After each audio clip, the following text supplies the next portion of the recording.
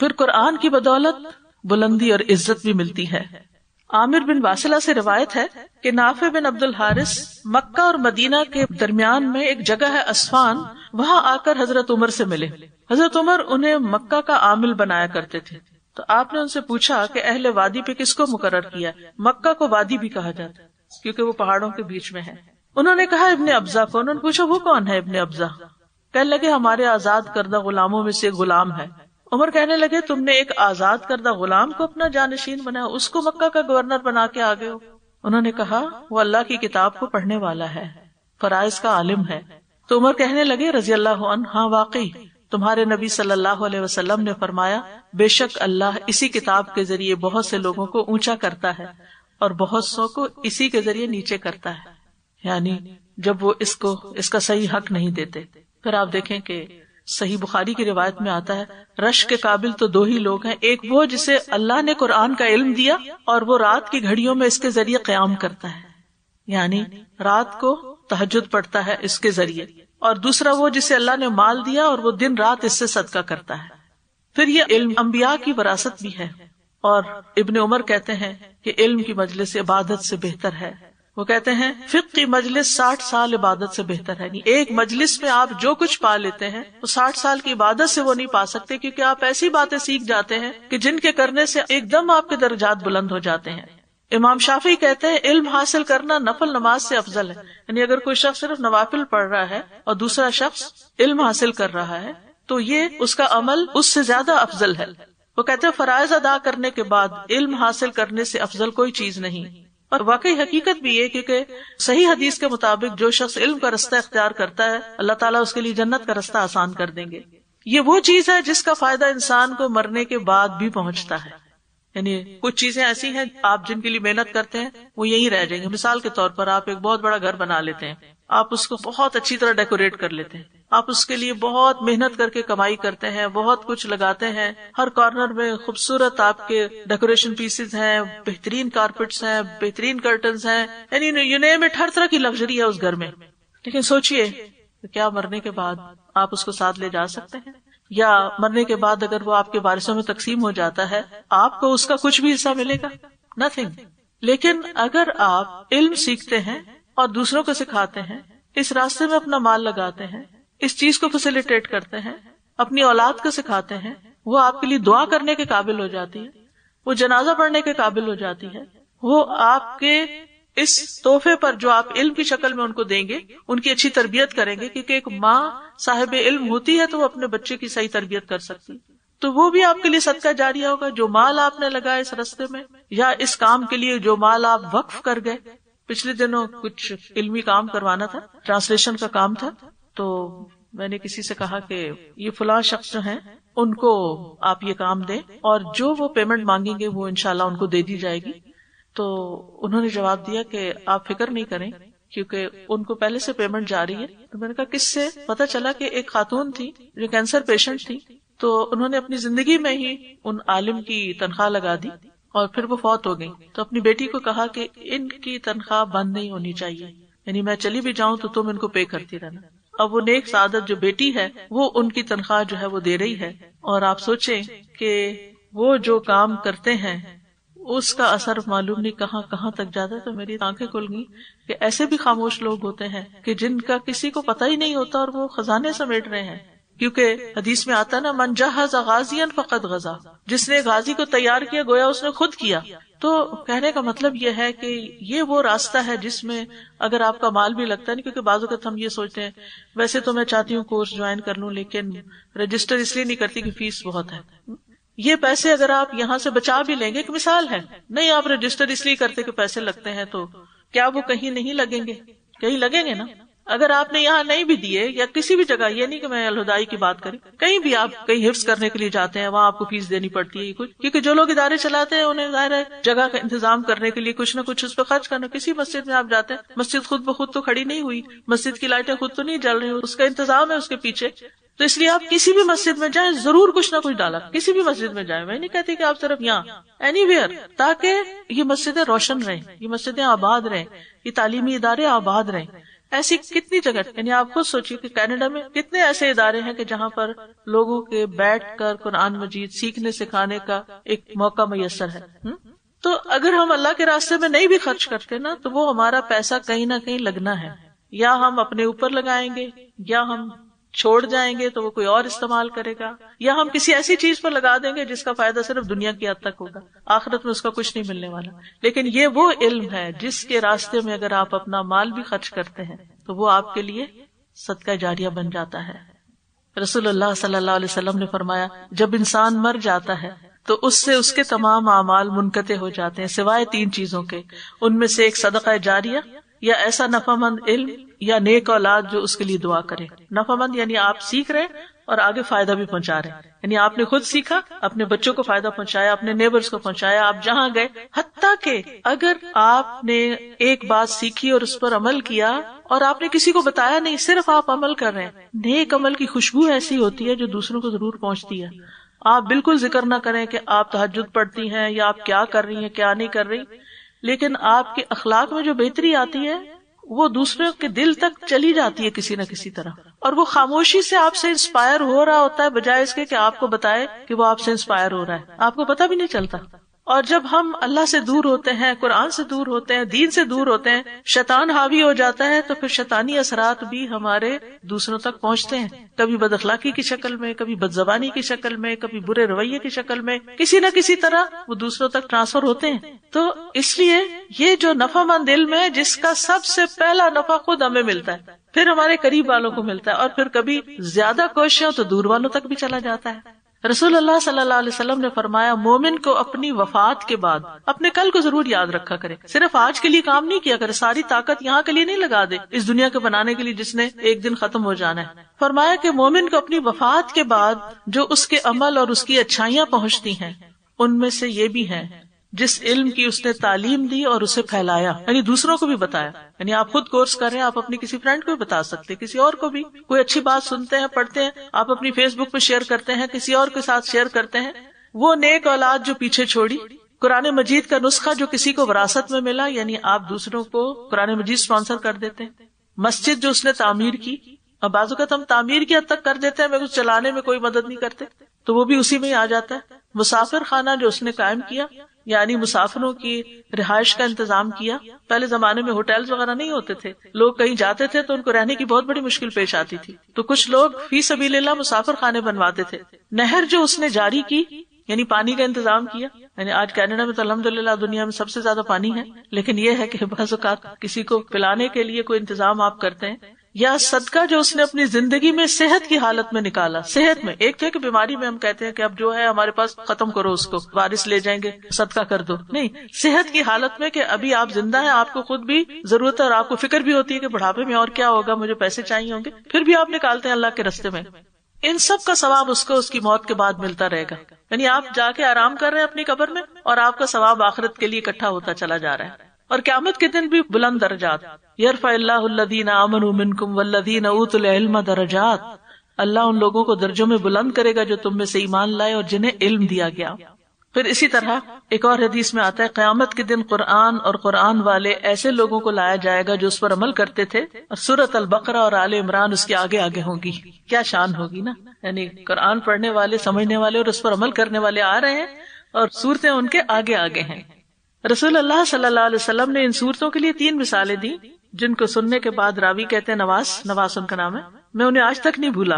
آپ نے فرمایا جیسے وہ 2 بادل ہیں، یعنی بادلوں کی طرح اس کے آگے آگے، یا وہ 2 کالے سائبان ہیں جن کے درمیان روشنی ہے، لائٹ ہے، یعنی ٹینٹ ہے اور ان کے بیچ میں لائٹ ہے، یا جیسے وہ ایک سیدھ میں اڑنے والے پرندوں کی 2 ٹولیاں ہیں، یا تو گیز اڑتے ہوئے آپ کو ایسے سیدھ میں اڑنے والے لائن میں نظر آ رہے ہوتے ہیں، وہ اپنے صاحب یعنی قرآن پڑھنے والے کی طرف سے مدافعت کریں گے، یعنی اس کو ہر طرح کی تکلیف سے بچائیں گے، جب وہ چل رہا ہوگا تو جیسے باڈی گارڈز ہوتے ہیں۔ لیکن بات یہ ہے کہ اتنی ساری فضیلتیں جاننے کے باوجود بھی ہم بعض اوقات چھوٹی چھوٹی مشکلات سے گھبرا کر پیچھے ہٹ جاتے ہیں، کیونکہ ہمارا دشمن ہمارے ساتھ ہے اور وہ ہے شیطان، وہ ہمیں اس سے روکتا ہے۔ تم اگر اس کام میں لگ گئی تو پھر تمہاری فلاں مصروفیت کا کیا ہوگا، اور تمہاری نیند پوری نہیں ہوگی، اور تمہاری جاب چلی جائے گی، اور تمہارے بچے رل جائیں گے، اور تمہارا معلوم نہیں کون کون سی دنیا کے کسی کام کے لیے نکلنا ہو تو اتنے وسوسے نہیں آتے جتنا دین کے کام کے لیے نکلتے ہوئے آتے ہیں۔ علامہ ابن الجوزی کہتے ہیں جان لو کہ ابلیس کا لوگوں پر سب سے پہلا دھوکہ یہ ہے کہ وہ ان کو علم سے روک دیتا ہے کہ علم نہیں حاصل کرنا. اور بعض اوقات کچھ لوگ واقعی روکتے ہیں الہدا نہیں جانا, پھر وہیں کہیں ہو جاؤ گے, کیونکہ علم نور ہے. شیطان کا پہلا کام کیا ہے؟ دھوکہ. علم سے روکتا ہے کیونکہ علم نور ہے. پھر جب وہ ان علم کے چراغوں کو بجھا دیتا ہے, اب انسان علم ہی حاصل نہیں کرتا, تو وہ ان کو اندھیروں میں جیسے چاہتا ہے ٹھوکریں لگواتا ہے. یعنی پھر انسان کبھی کچھ کرتا کبھی کچھ کرتا, گرتا پڑتا ہے. ابن حبیرہ کہتے ہیں شیطان کی چالوں میں سے یہ ہے کہ وہ اللہ کے بندوں کو قرآن کے غور و فکر سے نفرت دلاتا ہے. یعنی یہ کام بڑا مشکل بنا کے دکھاتا ہے, کیونکہ وہ جانتا ہے کہ اس غور و فکر کی صورت میں انہیں ہدایت حاصل ہو جائے گی. یہ بعض اوقات انسان کہتا ہے میں نے پڑھ تو لیا, ابھی دوبارہ کیا کرنا, لیکن کیا ایک دفعہ پڑھا ہوا کافی ہو جاتا ہے؟ نہیں, قرآن تو ہر دفعہ پڑھنے سے نیا ہی لگتا ہے. اور پھر بعض اوقات لوگ بغیر علم کے دوسروں کو گمراہ کر رہے ہوتے ہیں, پتہ نہیں ہوتا اور فتوے دے رہے ہوتے ہیں. وَإِنَّ كَثِيرًا لَيُضِلُّونَ بِأَهْوَائِهِمْ بِغَيْرِ علم. بہت سے لوگ ایسے ہیں جو بغیر علم کے محض اپنی خواہشات کے پیچھے لگ کر دوسروں کو بہکاتے رہتے ہیں, یعنی خود بھی نہیں آتے اس کام کے لیے اور دوسروں کو بھی روکتے ہیں. اور علم سے دوری جو ہے وہ غفلت کا باعث بن جاتی ہے. ابن باز کہتے ہیں انسان جب علم کی مجلسوں میں حاضر نہ ہو, نہ خطبہ سنے, اسے پرواہ بھی نہ ہو, تو اس طرح انسان کی غفلت بڑھ جاتی ہے, دل سخت ہو جاتا ہے, یہاں تک کہ دل پہ مہر لگ جاتی ہے اور وہ غافلوں میں شمار ہو جاتا ہے. ابن قیم کہتے ہیں یہ کس قدر پریشانی کی بات ہے اور کتنا بڑا خسارہ ہے جو اپنے اوقات کو علم حاصل کرنے میں صرف کرتا ہے, لیکن وہ اس حال میں دنیا سے جاتا ہے کہ اس نے قرآن کی حقیقتوں کو نہیں سمجھا ہوتا. یعنی دنیا کی بہت سی ڈگریاں اس نے حاصل کی ہوتی ہیں لیکن قرآن مجید نہیں پڑھا ہوتا, اور نہ ہی اس کے دل پر ڈائریکٹلی قرآن کے مطالب اور راز اور معنی کھلتے ہیں. یعنی ایک ہے کہ آپ کوئی تفسیر پڑھ لیں, اسے مطلب جان لیں, اور ایک یہ ہے کہ جب قرآن ڈائریکٹ عربک میں سمجھ آنے لگے پھر سنتے ہوئے براہ راست آپ کے دل پر آپ کے زندگی میں جو مسائل ہیں اس سے متعلق آپ کو رہنمائی ملے. اور اس سے بڑی بات یہ ہے کہ یہ تو دنیا کا مسئلہ ہے نا, لیکن آگے بھی ہم نے جانا ہے, پیچھے نہیں پلٹ سکتے, آگے جانا ہے. اور مرنے کے بعد سب سے پہلی منزل کیا ہے؟ قبر ہے. اور قبر میں دفنانے کے بعد جب لوگ واپس جا رہے ہوتے ہیں تو میت قدموں کی آہٹ سن رہی ہوتی. اس کے بعد 2 فرشتے آتے ہیں, اٹھا کے بٹھاتے ہیں اور اس سے پوچھتے ہیں من ربک, تیرا رب کون ہے؟ وہ کہتا ہے میرا رب اللہ ہے. وہ پوچھتے ہیں ما دینک, تیرا دین کیا ہے؟ وہ کہتا ہے دین الاسلام, میرا دین اسلام ہے. پوچھتے ہیں وہ کون شخص ہے جو تم میں بھیجا گیا تھا؟ وہ کہتا ہے یعنی نبی صلی اللہ علیہ وسلم کی طرف اشارت, وہ کہتے ہیں وہ رسول اللہ صلی اللہ علیہ وسلم ہے. یہ بھی ایک اسائنمنٹ ہے. پھر وہ کہتے ہیں تمہیں کیسے علم ہوا, یہ بات تمہیں کہاں سے پتا چلی کہ میرا رب اللہ ہے؟ اور وہ کہتا ہے قرأت کتاب اللہ فآمنت بہ وصدقت, میں نے اللہ کی کتاب پڑھی, میں اس پر ایمان لایا, میں نے اس کی تصدیق کی. یعنی مجھے اللہ کی کتاب سے یقینی علم حاصل ہوا ہے. پھر آسمان سے منادی کرنے والا اعلان کرتا ہے تحقیق میرے بندے نے سچ کہا, اسے جنت کا بستر بچھا دو. اب وہ قبر جو اتنی گھبراہٹ والی چیز تھی اب وہ خوبصورت ہو رہی, اس کو جنت کا لباس پہنا دو, اس کے لیے جنت کی طرف سے دروازہ کھول دو. لیکن کافر یا منافق, کافر تو کافر ہے لیکن منافق بھی جو صرف اوپر سے مسلمان تھا, دل کا کوئی یقین نہیں تھا اس کا جواب یہ ہوتا ہے لا ادری, مجھے نہیں پتا. جب اس سے پوچھتے من ربک ما دینک, جواب نہیں دیتا. کہتا ہے میں نے لوگوں کو ایک بات کہتے سنا تھا, میں بھی وہی کہتا تھا. یعنی جو لوگ کہتے تھے میں بھی کہہ دیتا تھا, یعنی بس میں صرف سنا سنایا مسلمان تھا. پھر اس سے کہا جاتا ہے نہ تو نے کچھ سمجھا نہ پیروی کی, ما دریت وما تلیت. تلیتا کا ایک معنی ہے یعنی کہ تم نے, اوپر والا تو کہتا ہے نا میں نے اللہ کی کتاب پڑھی اور اس پر ایمان لایا اور تصدیق کی, یہ کہتا ہے تو فرشتے اس کو کہتے ہیں کہ نہ تم نے جانا, ما دریتا, نہ تم نے سمجھا, وما تلیتا, اور ایک روایت میں تھا تلوتا, نہ تم نے پڑھا نہ غور کیا قرآن پر, تو تمہیں کہاں سے پتا چلتا, تم صرف دیکھا دیکھی کے مسلمان تھے. اس کے بعد اسے لوہے کے ایک ہتھوڑے سے زور سے مارا جاتا ہے, اتنے بھیانک طریقے سے وہ چیختا ہے کہ انسان اور جن کے سوائے ارد گرد کی تمام مخلوق سنتی ہے. اس لیے خود بھی اور اپنے بچوں کے لیے بھی حریص ہوں, فکر مند ہوں کہ کچھ اور میں نہ پڑھاؤں یا سکھاؤں, لیکن میں نے ان کو قرآن سکھانا ہے. آپ جو سیکھے ان کے ساتھ بیٹھ جائیں, آپ ان سے کہ آپ میری ٹرانسلیشن سنیں, کیا میں صحیح پڑھتی ہوں, کیا میرا ترجمہ ٹھیک ہے. ٹھیک ہے ان کو اردو نہیں آتی, آپ اردو میں پڑھ رہے ہیں, آپ انگلش ٹرانسلیشن کھول دیں, آپ انہیں کہیں یہ مجھے پڑھ کے سناؤ. کچھ بھی ہو, یہ روشنی اپنی سب سے زیادہ پیار انسان کو اپنی اولاد سے ہوتا ہے. ان سے کہ مجھے صرف 5 منٹ دے دو, بے شک زیادہ نہیں, 5 منٹ دے دو, بیٹھ جاؤ میرے ساتھ, مجھے تمہاری کمپنی چاہیے, مجھے تمہاری فکر ہے, میرے ساتھ اللہ کی کتاب پڑھو, جس میں کوئی تبدیلی نہیں ہوئی.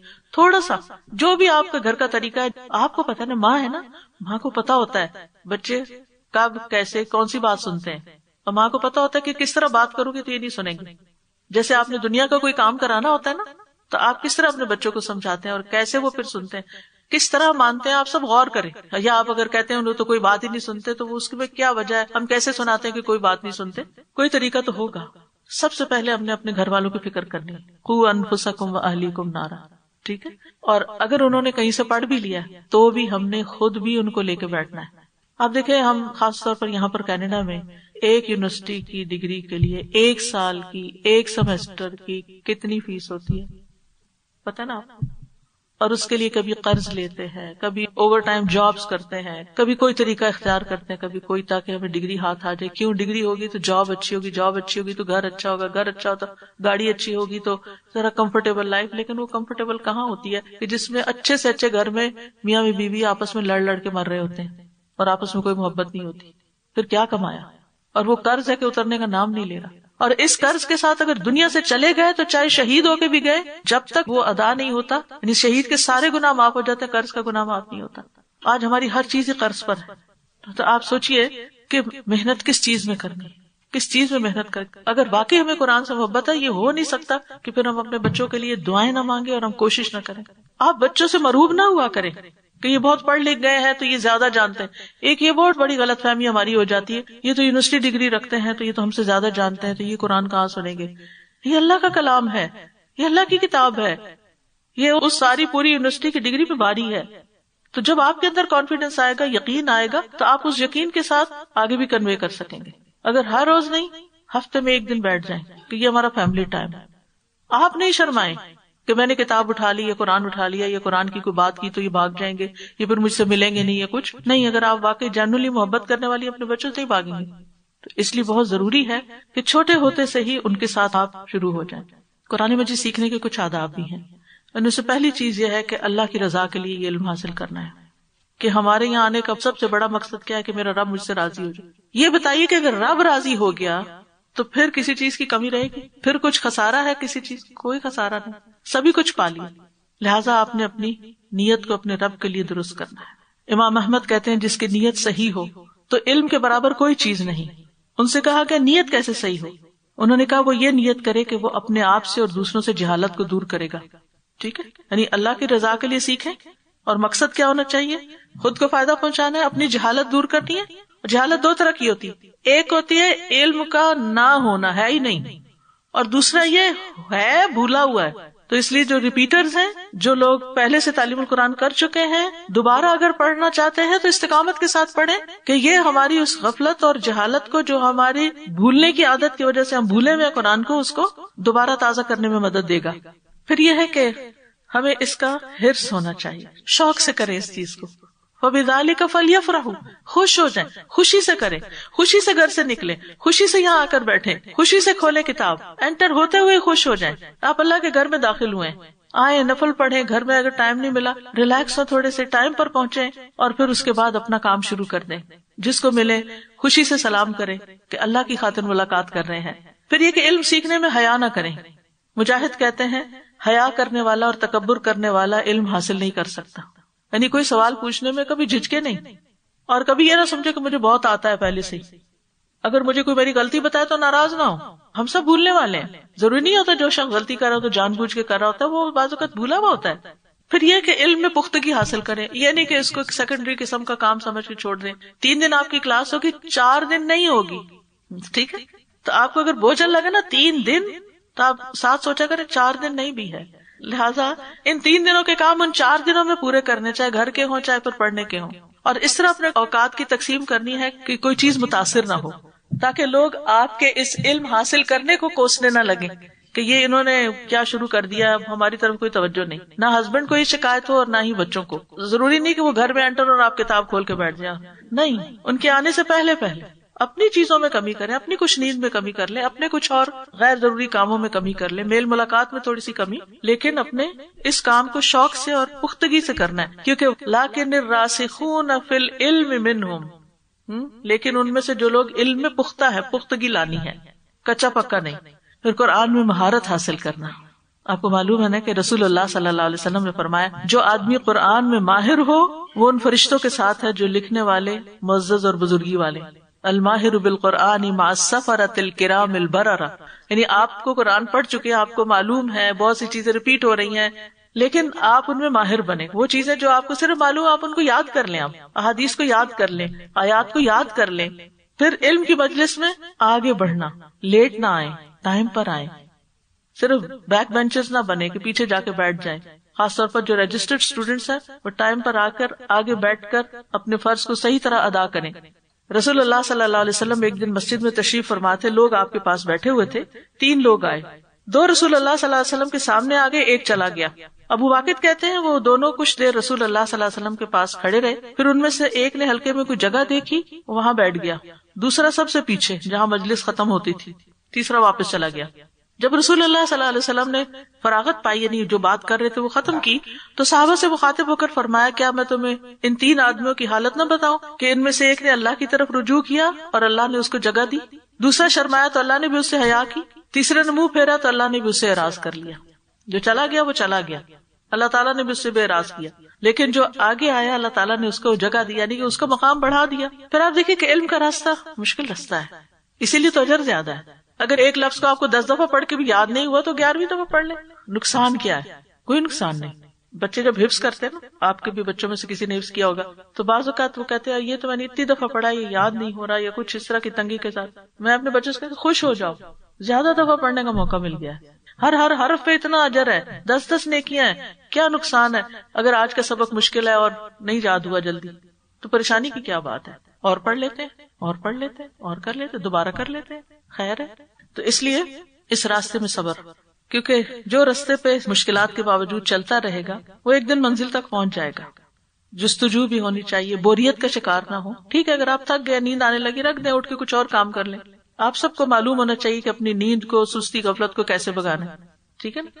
یعنی آپ یہاں چونکہ بہت کمفرٹیبل ماحول میں رہتے ہیں، نہ ضرورت سے زیادہ گرمی لگتی ہے، نہ ضرورت سے زیادہ سردی لگتی ہے، تو کمفرٹ اتنا ہے کہ پھر اگلا مرحلہ سونے کا ہی ہوتا ہے، آرام کا ہوتا ہے، اونگنے کا ہوتا ہے. اور خصوصاً جب کتاب سامنے آئے پھر تو اگلی پچھلی نیند کی کسر پوری ہونی ہوتی. اگر ہو سکے تو آپ دیکھ لیجئے کہ اگر اسپرے باٹل ہے آپ کے پاس، گلاب کا رنگ ڈال کے رکھ لیں، تھوڑا تھوڑا آنکھوں میں اسپرے کر لیں، ہو سکتا ہے اس سے آنکھ کھل جائے. نہیں تو اگر آپ اپنے منہ میں کوئی چیز رکھ لیں، کوئی ملٹھی یا کوئی ایسی چیز جس سے گلا بھی صاف ہوگا، تجوید اچھی نکلے گی. یعنی کوئی بھی ایسی چیز جس سے آپ کی نیند بھاگ جائے، تاکہ آپ کا وقت ضائع نہ ہو. کیونکہ اس طرح نہ سونے میں نہ جاگنے میں، یا اگر آپ سمجھتے ہیں کہ بہت ہی نیند ہے تھوڑی دیر نیپ لے لیں، سو کے فریش ہو کے پڑھنا شروع کر دیں. یہی ابن ابی کثیر کہتے ہیں جسم کی راحت سے علم حاصل نہیں ہوتا، یعنی مشقت اٹھانی پڑتی ہے. کسی نے ایک عالم سے سوال کیا، میں قرآن سیکھنا چاہتا ہوں لیکن میں زندگی کی مصروفیت، مسلسل کاموں کی وجہ سے سستی اور غفلت کا شکار ہو جاتا ہوں، سیکھ نہیں پاتا، آپ مجھے کیا نصیحت کریں گے؟ تو شیخ نے جواب دیا، جان لو کہ کوئی بھی قرآن آسانی سے نہیں سیکھتا، اس کو لازماً آزمایا جاتا ہے، اس کا امتحان ہوتا ہے، اور لازماً سامنے والا کتاب اللہ سیکھنے والے کو سختی سے بھیجتا ہے. یہ جو بھی آپ کے سامنے ہوتے ہیں، جیسے جبریل علیہ السلام نے رسول اللہ صلی اللہ علیہ وسلم کو 3 دفعہ زور سے بھیجا. انہوں نے کہا اقرا، کہ میں نہیں پڑھ سکتا، انہوں نے بھیجا، پھر کہا اقرا، میں نہیں پڑھ سکتا، تیسری دفعہ پھر بھیجا، پھر آپ پڑھنا شروع ہو گئے. تو ہر شخص پریشر میں آتا ہے، بھیجا جاتا ہے. اور پھر اس کے بعد آپ دیکھیے کہ یہ نہیں کہا کہ اچھا اب تم پڑھنے لگ گئے تو اب جا کے آرام کرنا. ساتھ ہی کیا آیتیں نازل ہوتی ہیں، یا ایھا المزمل قم اللیل الا قلیلا، یا ایھا المدثر قم فانذر. ایک صورت ذاتی عبادت اور دوسری تبلیغ، اٹھو اور کچھ کرو. اصل میں اگر ہم یہ پتہ چل جائے نا کہ یہ زندگی آخرت کمانے کے لیے، تو پھر وہ آرام کی باتیں چھوڑ دیں، پھر ہم محنت کی طرف توجہ کریں. تو مشکلات آتی ہیں، بھینچا جاتا ہے، انسان پریشر میں آتا ہے، پھر چھوڑنے کا سوچتا ہے، پھر انسان دوبارہ اٹھتا ہے، پھر چھوڑتا. یعنی یہ اپ اینڈ ڈاؤن آئیں گے. آپ نے دیکھا جن بچوں نے حفظ کیا ہوتا ہے پھر کرتے کرتے کوئی جگہ آتی ہے اٹک جاتے ہیں، کہتے چھوڑنے لگے ہیں. پھر آپ ان کو دلاسا دیتے، تسلی دیتے ہیں، پوش کرتے ہیں، کچھ کرتے ہیں، پھر دھکا لگاتے ہیں، پھر وہ آگے چلتے ہیں. پھر تھوڑے عرصے کے بعد دوبارہ ان پہ کوئی نہ کوئی فیض آ جاتا ہے. جنہوں نے اپنے بچوں کو حفظ کرایا ہوگا یا پڑھایا ہوگا، اچھا صرف یہ قرآن کا نہیں، دنیا کی تعلیم میں بھی بعض اوقات یہی ہوتا ہے. وہ کہتے ہیں ہم یہ چھوڑنے لگے ہیں، ہم سبجیکٹ چینج کر رہے ہیں، ہم فلاں کر رہے ہیں.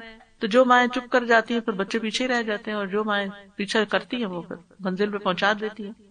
پھر انہوں نے کہا جو اہل القرآن میں سے ہونا چاہتا ہے وہ کتاب کو مضبوطی سے پکڑ لے. آپ نے کیا سمجھا کہ آپ کو تاج پہنایا جائے؟ اور آپ اہل اللہ اور اللہ کے خاص بندوں کی دوستی کا حصہ پائیں، حالانکہ ابھی اللہ نے آپ کے اخلاص، کوشش، آپ کی پابندی، آپ کے غور سے سننے، آپ کے دہرانے اور سننے کو جانا ہی نہیں۔ جان لیں اللہ کے تاج بڑے مہنگے ہیں، وہ انہی کو تاج پہناتا ہے جو سخت صبر کرنے والے ہوتے ہیں، اور نرم دل ہی کو اس سے حصہ ملتا ہے، اور صبر کرنے والوں اور بہت خوش نصیبوں کو ہی یہ ملتا ہے۔ پھر ایک اور چیز جس کا آپ نے ارادہ کرنا ہے وہ علم کو عمل کے ذریعے محفوظ کرنا ہے، صرف زبانی یاد کر کے نہیں بلکہ عمل کے ذریعے محفوظ کرنا ہے۔ خطیب بغدادی لکھتے ہیں، اے طالب علم، میں تجھے نصیحت کرتا ہوں کہ علم کو اخلاص نیت کے ساتھ حاصل کرنا، اس کے مطابق عمل کرنے کے لیے نفس پر محنت کرنا۔ بے شک علم درخت ہے اور عمل اس کا پھل ہے، اس کا شمار علم والوں میں نہیں ہوتا جو علم پر عمل نہیں کرتا، یعنی وہ عالم نہیں کہلاتا۔ علم والد ہے، عمل اس کا بیٹا ہے، علم عمل کے ساتھ ہوتا ہے۔ تم عمل کو فراموش نہ کرو جب تک تم علم سے وابستہ رہو، اور تم علم کو فراموش نہ کرو اگرچہ تم عمل میں سستی کیوں نہ کر رہے ہو۔ چھوڑنا نہیں اس رستے کو، تو دونوں کو ملا کر رکھو اگرچہ تمہارا نصیب ان دونوں میں سے کم ہو، اور علم کے اضافے کے لیے دعائیں بھی کرنی ہیں۔ وقل رب زدنی علما، خوب خوب دعائیں کرنی ہیں۔ اس کو تو اٹھتے بیٹھتے سجدے میں بھی کرنا ہے۔ رسول اللہ صلی اللہ علیہ وسلم نے فرمایا، اللہ سے نفع مند علم مانگو اور فائدہ نہ دینے والے علم سے اللہ کی پناہ طلب کرو۔ نبی صلی اللہ علیہ وسلم یہ دعا مانگا کرتے تھے، اللہم انی اسألک علما نافعا وعملا متقبلا ورزقا طیبا، ہر روز فجر کی نماز کے بعد، ٹھیک ہے۔ اور ایک اور دعا، اللہم انی اسألک علما نافعا واعوذ بک من علم لا ينفع، ٹھیک ہے، کہ اللہ اس علم سے بچانا جو فائدہ نہ دے۔ تو اب آپ مجھے بتائیے کہ آپ نے کیا سیکھا۔ ہاتھ کھڑا کریں گے تو میں آپ سے پوچھ لوں گی، مائک کی ضرورت نہیں، بس چھوٹا چھوٹا جواب دیتے جائیں کہ قرآن مجید پڑھنے کے فائدے کیا ہیں، کیا ملے گا پڑھ کے، یعنی یہ جو پڑھیں گے آپ تو آپ کو حاصل کیا ہوگا؟ اللہ سبحانہ تعالیٰ کا قرب ملے گا، جزاک اللہ خیر، اور ہدایت کی راہ ملے گی، ٹھیک ہے، شفا ملے گی انشاءاللہ، اللہ تعالیٰ اپنے راستے پہ چلنے کی توفیق دے گا، جنت کا راستہ آسان ہوگا، زندگی میں سکون ملے گا، بے چینی دور ہوگی، حکمت و بصیرت ملے گی، گمراہی سے بچ جائیں گے، غفلت سے بچ جائیں گے، وقت میں برکت ہوگی، بالکل، رفعت اور بلندی ملے گی، بالکل، فرشتوں کی مدد اور دعائیں اور محبت اور مغفرت، جی، اپنی اصلاح ہوگی، خود کو فائدہ ہوگا، ہمارے گھر والوں کو فائدہ ہوگا، ہمارے بچوں کو فائدہ ہوگا، غم، پریشانیاں، بےقراری، ٹینشن وغیرہ دور ہوگی، صدقہ جاریہ مرنے کے بعد فائدہ پہنچتا رہے گا، عمل میں تبدیلی آئے گی انشاءاللہ، بصیرت حاصل ہوگی، عزت و اکرام، فرائض اور احکام معلوم ہوں گے، تمام مخلوق کی دعائیں ملیں گی، جی، مچھلیاں بھی دعائیں کریں گی، جی ہاں، سب سے بڑھ کے تو اللہ سبحانہ تعالیٰ کا قرب، دنیا بھی سمجھ جائے گی اور آخرت بھی انشاءاللہ۔ اور اگر نہیں پڑھتے، نہیں کرتے تو نقصان کیا کیا ہے؟ قرآن سے دوری کا کیا نقصان ہے؟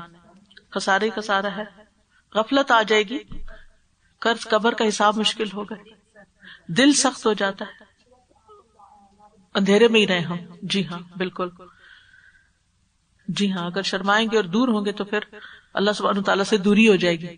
قرآن مجید کی ایک آیت ہے، وَمَنْ أَعْرَضَ عَنْ ذِكْرِي فَإِنَّ لَهُ مَعِيشَةً ضَنْكًا، جو میرے ذکر سے منہ موڑے گا اس کے لیے میں دنیا کی زندگی بھی تنگ کر دوں گا، جی، غافلوں میں شامل ہو جائیں گے۔ قرآن سیکھنے کے آداب کیا ہیں؟ نمبر 1، اللہ کی رضا کے لیے، اور نیت درست کر کے، مقصد سامنے رکھتے ہوئے، شوق اور حرص، حیا نہ ہو، علم میں پختگی حاصل کرنی ہے، استقامت، مہارت، ایکسپرٹیز، ہاں، لیٹ نہیں آنا، بور نہیں ہونا، مشقت پر صبر کرنا ہے، ٹھیک، علم میں اضافے کی دعائیں کرنا ہے، عمل میں استقامت، دعائیں کرنی ہے انشاءاللہ۔ اور کوئی بات آپ کہنا چاہیں، کوئی سجیشن دینا چاہیں؟ ہاں، چھوڑنے کا نہیں سوچنا، اگر کوئی سوچے تو اس کو بھی تسلی دینی ہے، ہو جائے گا، جی، علم کو عمل کے ذریعے محفوظ کرنا ہے، ٹھیک ہے، دوسروں کے ساتھ شیئر کرنا ہے، کیونکہ اس سے علم میں پختگی آتی ہے، خود کو آرگنائز کر کے رکھنا تاکہ گھر والوں کو شکایت نہ ہو، اپنے آپ پر محنت کرنی، جی، اس پہ غور و فکر بھی کرنا ہے انشاءاللہ، عمل کے ذریعے محفوظ کرنا ہے، حیا اور تکبر سے بچنا ہے. حیا سے مراد یہ کہ ہائے کوئی کیا کہے گا، میں سوال پوچھوں تو وہ مذاق ہی اڑائیں گے، یا میں بولوں گی تو میری کوئی غلطی نہ ہو جائے. یہ نہیں پرواہ کرنی. ہم غلطیاں کرتے ہیں، کیا ہوا اگر غلطی ہوگی، اگر کوئی ہم پہ ہنس پڑا تو تھوڑی دیر ہنس کے خوش ہو جائے، کوئی بات نہیں، کل کو خود بھی وہی کرے گا. کمفرٹ زون سے نکلنا ہے. یس، ایسے بڈیز بنائے، ایسے دوست بنائے کہ جو آپ کو انکریج کریں. جی ہاں، اٹینٹو ہو کر بیٹھنا ہے، اور اگر نیند کا غلبہ ہو یا کچھ تو اس کا علاج سوچ کے رکھنا ہے، اور گھر میں بھی نیند کو بگانا ہے. اور پھر یہ ہے کہ اجر اور ثواب کو بھی ذہن میں رکھنا ہے کہ میں ہر روز کیا کما کے جا رہی ہوں. یعنی جب آپ نکلتے ہیں یہاں گاڑی کی طرف جا رہے ہو تو سوچیں کیا کما کے جا رہے ہیں. ہم سوچتے ہیں کہ شاید ہم دوسروں پر احسان کرنے کے لیے آ رہے ہیں، جبکہ ہم اپنا فائدہ اور اپنے ساتھ عمل اور ثواب لے کے جا رہے ہوتے ہیں. یعنی گھر جائیں گے تو ہو سکتا ہے تھکے ہوئے بھی ہوں، کچھ دماغ بھی تھکا ہوا ہوگا، اور شروع میں ذرا زیادہ بھی ہوتا ہے کیونکہ اتنا بیٹھنے کی عادت نہیں ہوتی، سارا دن تھوڑا بیٹھنا اٹھنا چلا رہتا ہے. تو پھر اس میں فرسٹریشن میں گھر والوں پہ غصہ نہیں نکالنا، یا یعنی اپنا رویہ اور اخلاق ڈے 1 سے بہتر کرنا ہے، تاکہ پتہ چلے، یعنی کہ دکھانے کے لیے، تاکہ آپ کا عمل ظاہر ہو کہ دوسرے لوگ پھر آپ کا عمل دیکھ کر اس کی طرف آئیں اور آپ کو اور بھی اجازت دیں. چلے ٹھیک ہے، الحمدللہ، جزاکم اللہ خیرا، بارک اللہ فیکم. جب انسان سفر شروع کرے تو سب سے پہلے یہ کہ یہ سوچ لے کہ جو میں کرنے جا رہا ہوں یہ ٹھیک ہے یا نہیں. پہلے تو بات آپ نے یہ سوچنی کہ جو آپ کر رہے ہیں یہ صحیح ہے یا نہیں، تاکہ پورے شرح صدر کے ساتھ آپ اس کام کو اختیار کریں. ٹھیک ہے نا. نمبر 2، جب آپ شروع کر لیں اس کو تو پھر خالص اللہ کے لیے کریں، اور جب آپ کرنے لگے تو اللہ پر ہی بھروسہ کر کے کریں، توکل اللہ پہ کریں. جب کرتے ہوئے مشکلات پیش آئے تو پھر آپ صبر کریں. یہ نہیں کہ دائیں بائیں جس دوست کا فون آئے جس سے بات کرے وہ میں نے کورس جوائن کر لیا ہے، وہ اتنا کام ہوتا ہے، اتنا پڑھنا ہوتا ہے، اور پھر اس وجہ سے میں جس کے کسی کام میں کوئی کمی بیشی آئے اس کو یہ عذر پیش کرنا شروع کر دیں. قرآن کو وجہ نہ بنائیں اپنی دنیا کے کسی کام کے چھٹنے یا کسی بھی کام میں غفلت کا، یعنی وہ اصل میں پڑھتی ہوں نا یا میں پڑھاتی ہوں نا تو اس وجہ سے مجھے ٹائم نہیں. نو وے، آپ اور سارے کام کر لیتے ہیں اور اتنی چیزیں رکاوٹ ہوتی ہیں، قرآن کو کیوں حجت بناتے ہیں؟ تو صبر سے. صبر کیا ہے کہ مشکل ہے لیکن اس کا کہانی نہیں ہر وقت بیان کرنی. اور پھر جب کام ہو جائے تو شکر کرنا ہے، شکر ادا کرنا ہے، کیونکہ شکر سے نعمتوں میں اضافہ ہوتا ہے. اللہ سبحانہ وتعالی ہمارے علم اور عمل میں اضافہ فرمائے. یا ایھا الناس قد جاءتکم موعظۃ من ربکم وشفاء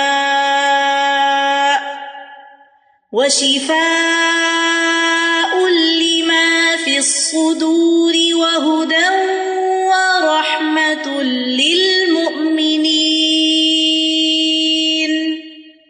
قل بفضل الله وبرحمته فبذلك فليفرحوا هو خير مما يجمعون.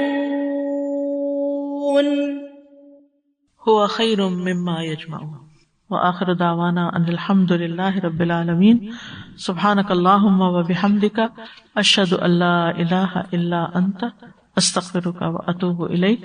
السلام علیکم ورحمۃ اللہ وبرکاتہ. جتنا ہو سکے ثواب کی نیت سے اس ویڈیو کو آگے پھیلائیں، اور مزید ویڈیوز دیکھنے کے لیے الہدیٰ اکیڈمی کو سبسکرائب کر لیں.